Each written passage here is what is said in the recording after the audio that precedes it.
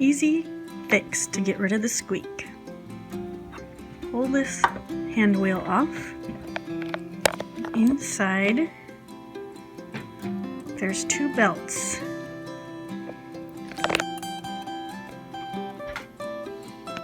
Oil the one that's furthest away from you by putting on a little bit of oil on a Q-tip.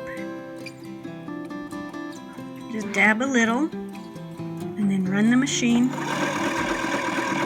so it gets nice and lubricated.